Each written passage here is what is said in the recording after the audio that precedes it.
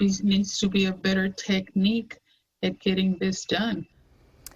We first brought you that woman's story Tuesday. Rosalba Reyes was upset because she and her husband waited in line for hours to get the COVID vaccine, only to be turned away. She told us today the same thing happened to some of her friends. And it's leading them and others to question if everyone in line meets the state's so-called honor system requirements. Channel 5's Tony Velasquez Jr. shows us what he found out. Vaccine clinics in the Valley say they're going to continue using the honor method to get as many people vaccinated as possible.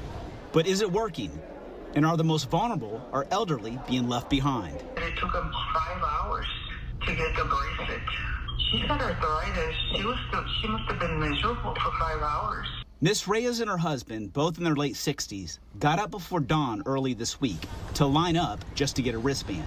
But after more than 2 hours of waiting, she, like many others that have emailed the newsroom, gave up and left empty-handed. So I told him, you know what, let's just go home. We've been out, since 4:38, and, it's already 7-something. Let's just go home. I'm tired. Two of her close friends, also seniors, had similar outcomes. One of my friends, she said that she was also in line, and she said that they got up at 3 in the morning to get out there in line.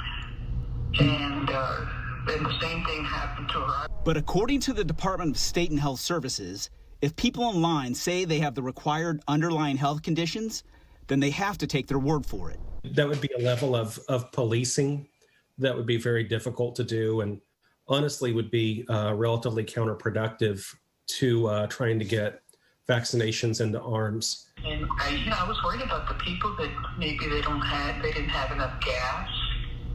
Or, there could have been elderly and walkers. The whole process depends on some degree to people just being honest and fair to their fellow humans.